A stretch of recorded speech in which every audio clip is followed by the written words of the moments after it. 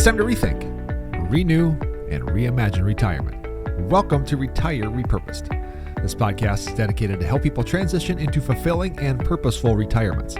Retirement is a big life change. In fact, the two most dangerous years of a person's life are the year they were born and the year they retire. We believe that retirement is not the end, rather the beginning of what could be the most impactful season of a person's life.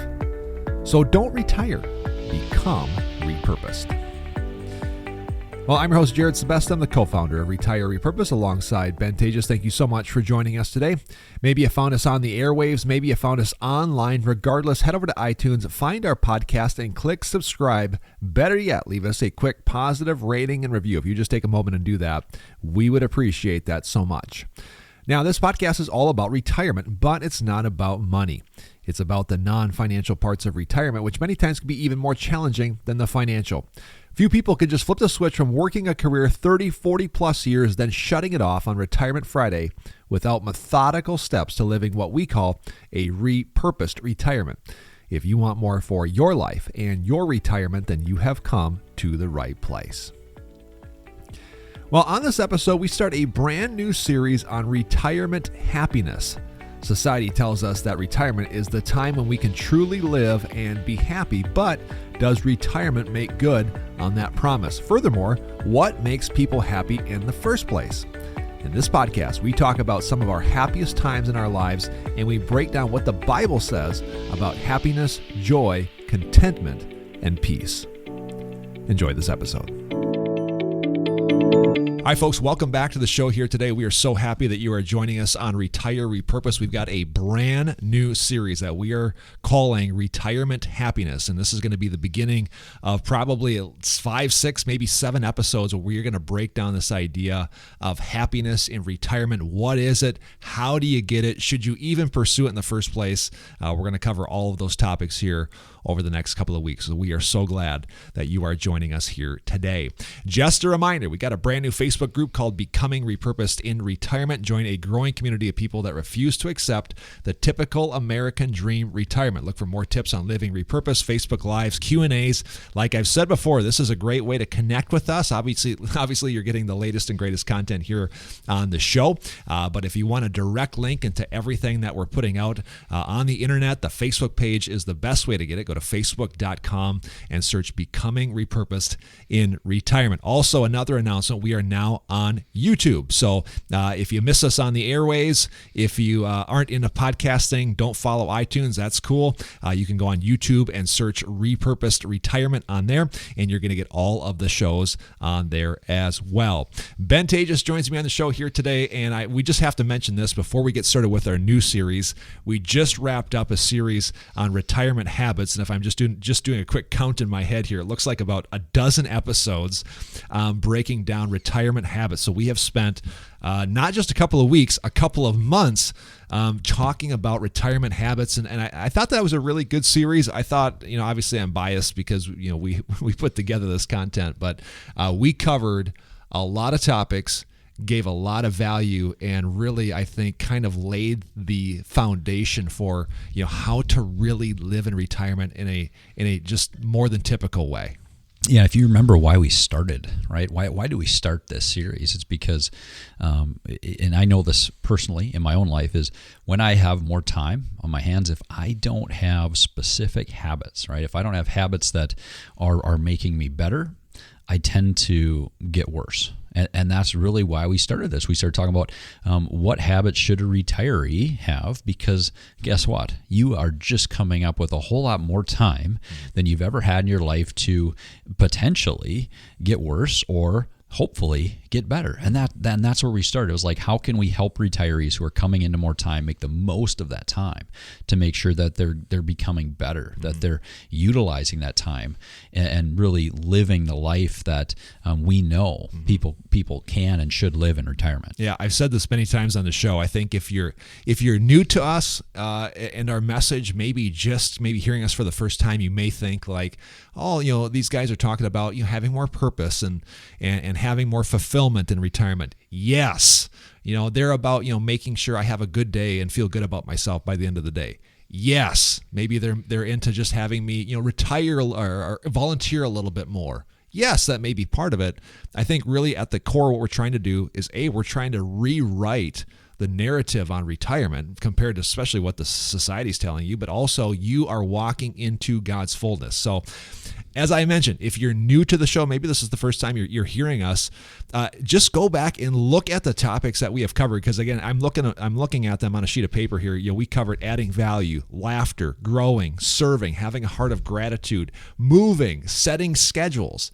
If you really want to know what we're all about, go back and look at that list, and you're gonna see really kind of what makes us tick and why we're so passionate about what we're doing here today. So again, if you want to live retirement differently, go back and look at some of those shows. They are really, really good. All right, Ben, today we are starting a brand new series, and we are calling this Retirement Happiness, and we're going to really just kind of start this series really at just kind of a 20,000 foot view. We're just going to get kind of an overview as to what really happiness is. Where do you even really want to start with this one? Well, I think you start, the last series that we talked about, Jared, right? I said it came up first part of the new year, and it was, hey, let's talk about habits and what's important to people. It started with an inward looking at ourselves. And that's why I think today's show should be, because otherwise I'll be way too convicted, and I'll feel really funny when my wife listens to this, who, by the way, last week said, you've been seeming awfully grumpy lately. And I'm not joking. I'm not making this up. This is very much true and close to my heart right now, because I have been a little bit more grumpy. And why? I think that's always the thing, is why, where is the joy? Where is the happiness? Where is that? And I think, anytime that we can self-reflect and then bring that to people, because I know if there's people listening today and they're not feeling joy and happiness.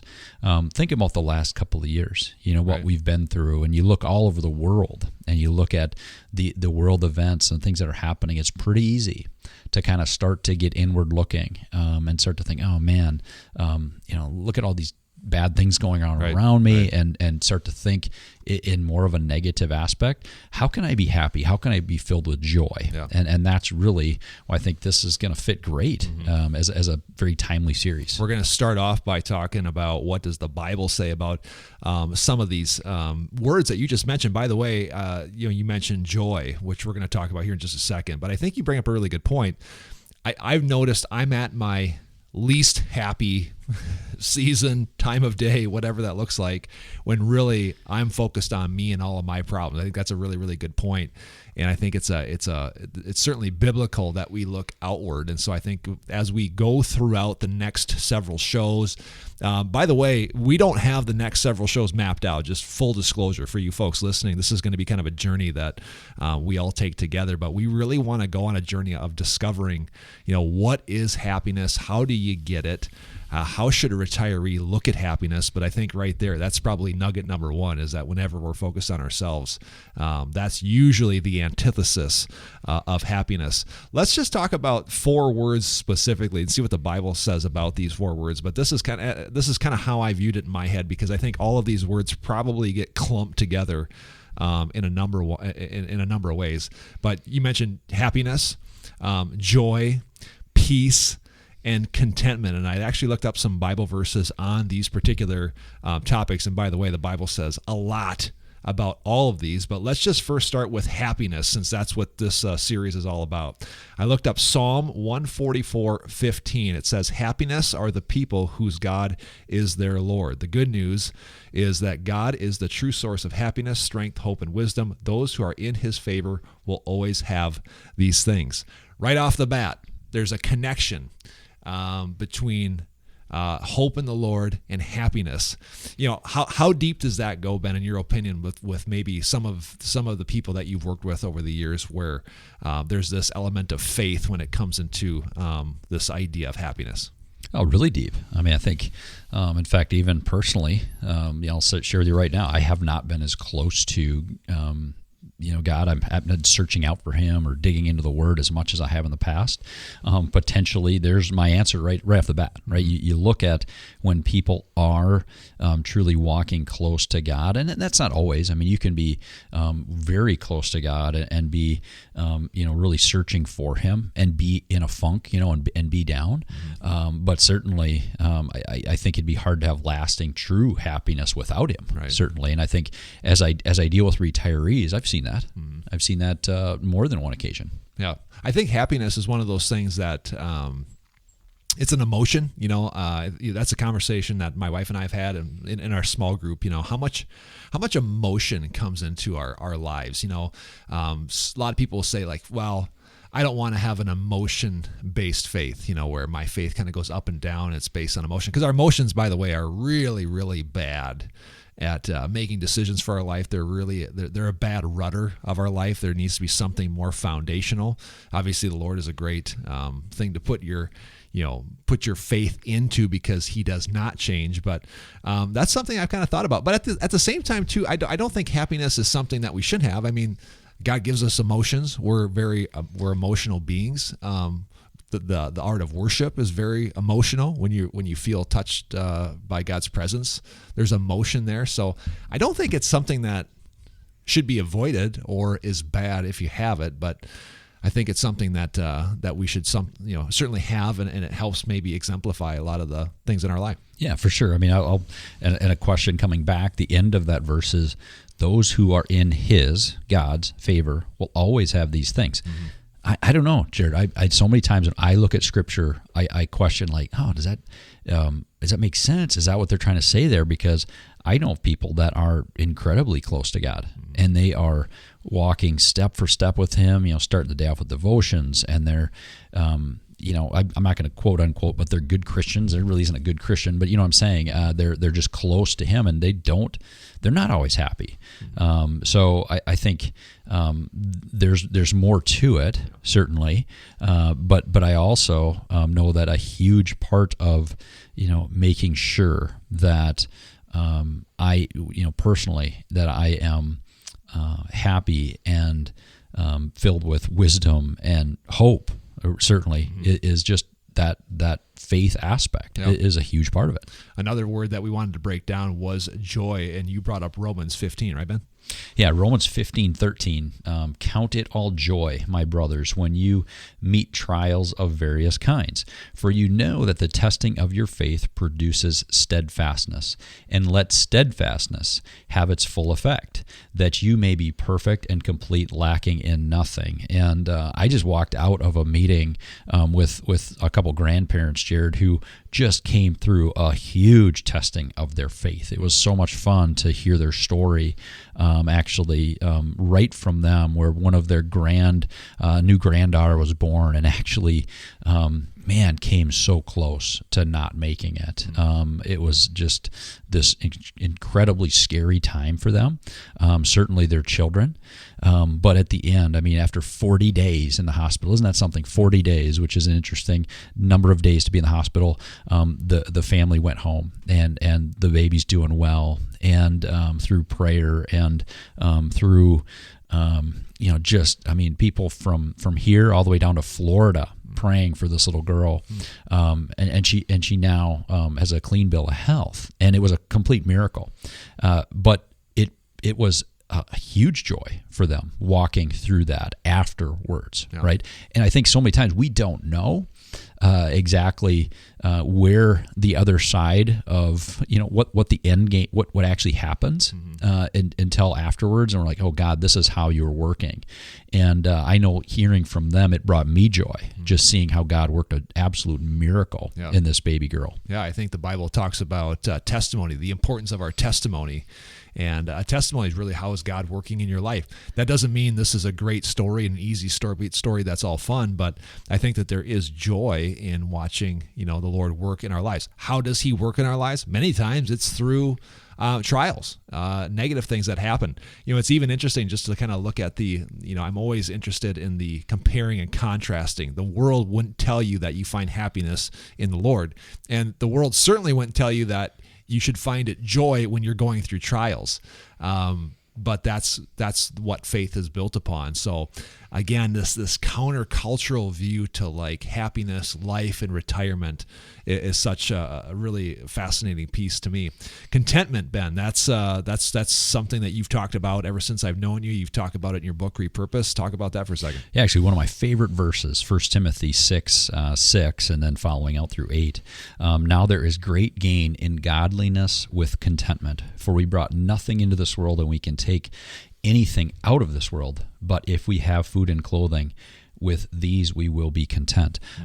Great verse, and I love it because I think contentment is an absolute key component to being a person of joy, a person with happiness in their life. And I'll say this with certainty: if you are not a person who is content where they're at, you will struggle with having happiness and joy. When you are always looking and the goalposts are always moving, and we talk about that a lot, it's like, what's next? What's next? I am so guilty of this, Jared. It's not even funny. As I look and I read that, can I have a life verse or a verse that I love that applies to me in my mind so much more than any other? I think I can, and I think I should, but then you get convicted, right? And I'm convicted so many times when I read that verse. Yeah, that's interesting. Again, the world would tell us that the more wealth, success, things, those are the things that make us happy. I bet you could tell many stories of people that you've worked with that are of retirement age and older, and they may not have lots of worldly wealth, but they're insanely content, and probably as a result very joyful and happy. I'm sure you could think of dozens of situations where that's happened. I have had that happen more. I think that discussion comes up almost more than any other, is around the idea of, this was supposed to make me happy. This was when I got to this point, is when I was going to be fulfilled or happy or content. And guess what? If you don't have contentment, you will never get there, right? We will continually move that goalpost down the road or down the field, and we'll continue to get further and further away. That's just human nature. Not helped a lot by society, like you mentioned. But again, if you don't have that contentment, it really, I think you can't be fully happy in your situation. Yeah. Again, I'm in defense of people that have gone into retirement with this mindset. The world tells you, once you have enough money where now I can eliminate work out of the life equation, then all of a sudden automatically I'm supposed to be happy. And it is just such a different path. So that's, again, another motive for why we wanted to spend several shows and talk about this topic. The last word that comes to mind in this, realm of happiness is the word peace. Think of Philippians 4, verse 6. Do not be anxious about anything. Instead, in every situation, with prayer and petition, with thanksgiving, tell your requests to God, and the peace that surpasses all understanding will guard your hearts and minds in Christ Jesus. This is the prayer, or at least this is the verse that always comes to mind when somebody is going through something really difficult. Lots of times, we as a family or I will pray for just a peace that transcends understanding. It's amazing. We've all seen people that have gone through incredibly difficult things, but even in those moments, there's I don't want to say a peace or a joy or a happiness in there, but there is something inside of them that is so unworldly that it just goes against all just kind of common knowledge. And I think this is what this verse is getting at. Yeah, I think being just having true peace, right? I mean, just being able to not be anxious is a very difficult thing. I think when you, if you're honest with yourself, and Ben, as you're honest with yourself, I have that where at times you start to look too far down the road, and you start to think, okay, if this happens and that happens and that happens, how will I react? How will my retirement look for somebody? How will what's my health going to look like? And it's so easy to not trust in God, and so easy to become anxious and to worry and to think a long ways down the road. And I think many times for me, it's just, okay, take a step back and just say, okay, God, you have it. Okay, I can just trust that you have everything planned out. And that does give me great peace. Yeah, exactly. I think of the verse, I can't come up with the actual book and verse, but it talks about why worry about tomorrow.